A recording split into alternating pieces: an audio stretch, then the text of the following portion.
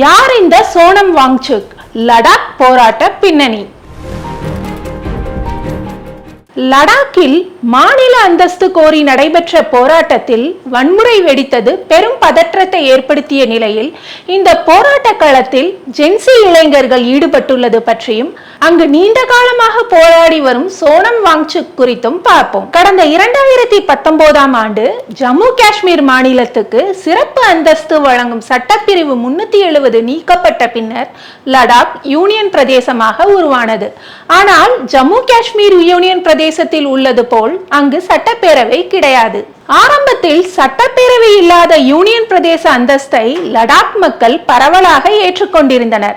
ஆனால் காலம் செல்ல செல்ல லடாக் லெப்டினன்ட் கவர்னர் ஆட்சியின் கீழ் இருப்பதால் அங்கே ஒரு அரசியல் வெற்றிடம் இருப்பதாக அவர்கள் உணர்ந்தனர். நேரடியாக மத்திய அரசின் கட்டுப்பாட்டில் இருப்பதால் உள்ளூர் பிரச்சனைகளுக்கு போதிய பிரதிநிதித்துவம் கிடைக்கவில்லை என்று தெரிவித்தனர். இந்த சூழலில் தான் கடந்த ஆண்டு ஜம்மு காஷ்மீரில் தேர்தல் நடந்தது. உமர் அப்துல்லா முதல்வரானார். இதனால் லடாக்குக்கு மாநில அந்தஸ்து பெற வேண்டும் என்ற வேட்கை அங்கே இன்னும் அதிகமானது. இதுவே மாநில அந்தஸ்து கோரி லடாக்கில் போராட்டத்தை தொடங்க உத்வேகமாக அமைந்தது என்றும் கூறலாம். லடாக்கை பொறுத்தவரை மாநில அந்தஸ்து கோரிக்கைக்காக முதன்முறையாக புத்த மதம் பெரும்பான்மை கொண்ட லே பகுதியினரும் முஸ்லிம் மக்கள் பெரும்பான்மை கொண்ட கார்கில் பகுதியினரும் கைகோத்துள்ளனர்.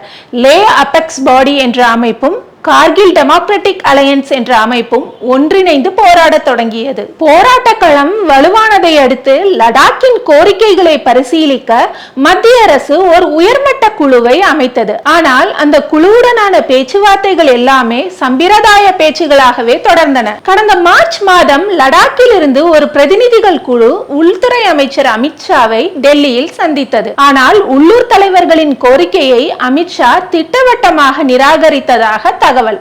அதன்பின் போராட்டங்கள் மேலும் வலுப்பெற்றன. லடாக் பகுதிக்கு மாநில அந்தஸ்தும் அரசியலமைப்பு சட்டத்தின் 6வது அட்டவணையில் லடாக்கை சேர்க்க வலியுறுத்தியும் நிலம், கலாச்சாரம் மற்றும் வளங்களை பாதுகாக்கும் வகையில் அரசியல் சாசன பாதுகாப்பையும் கோரி அவர்கள் போராடி வருகின்றனர். யூனியன் பிரதேசமாக்கப்பட்டதால் உள்ளூர் நலன்களை பிரதிநிதித்துவப்படுத்த முடியவில்லை. வேலைவாய்ப்பில் சிக்கல் உள்ளது என்பது அவர்களின் முதன்மை ஆதங்கமாக இருக்கிறது. இந்நிலையில் லடாக்குக்கு மாநில அந்தஸ்து உள்ளிட்ட கோரிக்கைகளை வலியுறுத்தி பருவநிலை செயற்பாட்டாளர் சோனம் வாங்சுக் கடந்த செப்டம்பர் 10 முதல் உண்ணாவிரதம் மேற்கொண்டு வந்தார். அவரது போராட்டத்துக்கு ஆதரவு அளிக்கும் வகையில் லடாக்கில் செப்டம்பர் 24இல் முழு அடைப்பு போராட்டத்துக்கு லே அபெக்ஸ் பாடி என்ற அமைப்பின் இளைஞர் அணி அழைப்பு விடுத்தது. இந்த முழு அடைப்பு போராட்டத்தில் தான் வன்முறை வெடித்தது. லே நகரில் திரண்ட போராட்டக்காரர்கள் அங்குள்ள லடாக் மலைப்பகுதி மேம்பாட்டு தன்னாட்சி கவுன்சில் அலுவலகம் மற்றும் பாஜக அலுவலகம் மீது தாக்குதல் நடத்தினர். மேலும் போலீசார் மீது கற்களை வீசிய அவர்கள் சிஆர்பிஎஃப் வேன் உட்பட பல வாகனங்களுக்கு தீ வைத்து எரித்தனர். இதையடுத்து போலீசார் தடியடி நடத்தியும் கண்ணீர் புகை குண்டுகளை வீசியும் வன்முறையாளர்களை விரட்டினர். இந்த கலவரத்தில் 4 பேர் உயிரிழந்தனர். 60க்கும் மேற்பட்டோர் காயமடைந்தனர்.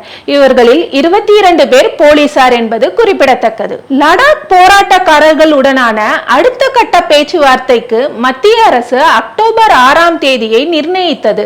போராட்டக்காரர்கள் உண்ணாவிரதம் இருந்து உடல்நிலை குன்றி வரும் நிலையில் பேச்சுவார்த்தைக்கான தேதியை தன்னிச்சையாக, அதுவும் பல நாட்கள் தள்ளி நிர்ணயிக்கப்பட்டதே லடாக் இளைஞர்களின் கொந்தளிப்புக்கு முக்கிய காரணம் என கூறப்படுகிறது. ஆனால் காங்கிரஸ் கட்சி தான் இந்த போராட்டத்தின் வன்முறையின் பின்னணியில் இருப்பதாக பாஜக மூத்த தலைவர் அமித் மால்வியா குற்றம் சாட்டியுள்ளார். போராட்ட களத்தில் லே மேலவை உறுப்பினர் ஒருவர் வன்முறையில் ஈடுபட்ட காட்சிகள் அடங்கிய வீடியோ கிளிப்பிங்கை பகிர்ந்து அந்த நபர் காங்கிரஸ் கட்சிக்காரர் என்பதை குறிப்பிட்டுள்ளார். மேலும் அண்மையில் ராகுல் காந்தி ஜென்சி இளைஞர்கள் ஜனநாயகத்தை பாதுகாப்பார்கள் என்று கூறியதையும் நினைவு கூர்ந்து ராகுல் தூண்டியது வன்முறையாக வெடித்துள்ளது என்று அவர் விமர்சித்துள்ளார். இந்த சூழலில் வன்முறை வெடித்த லடாக்கில் இயல்பு நிலை திரும்பியுள்ளதாக லடாக் லெப்டினன்ட் கவர்னர் கவிந்தர் குப்தா தெரிவித்துள்ளார்.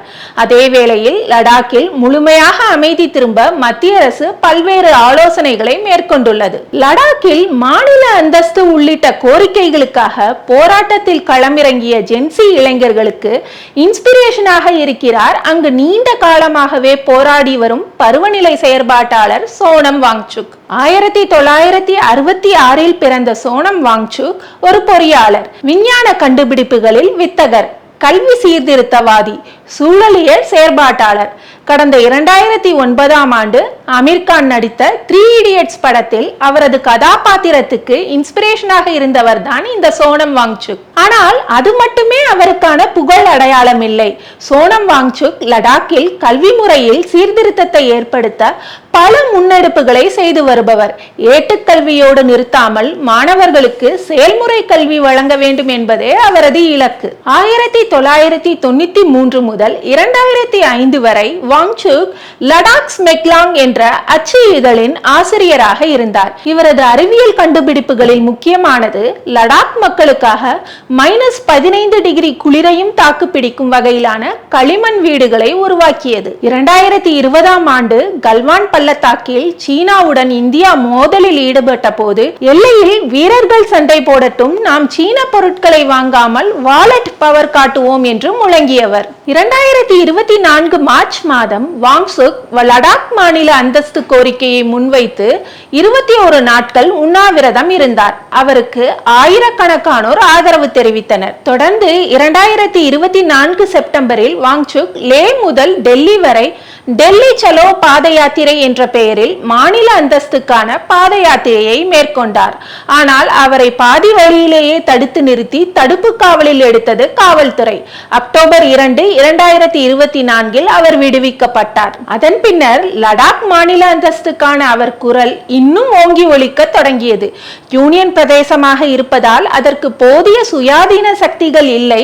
லடாக் கலாச்சார சூழலியல் அடையாளத்தை பாதுகாக்க வலுவான சட்டப்பேரவை வேண்டும், அதில் உள்ளூர்வாசிகளின் குரல்களுக்கு முக்கியத்துவம் வேண்டும் என்று தொடர்ந்து முழங்கி வருகிறார் வாங்சுக். லடாக் போராட்டத்தில் வன்முறை வெடித்த நிலையில் சோனம் வாங்சுக் உடனடியாக வெளியிட்ட ஸ்டேட்மெண்ட் மிக முக்கியமானது. நமது போராட்டங்களில் வன்முறை வெடித்துள்ளது வேதனை அளிக்கிறது. இது ஜென்சி புரட்சி.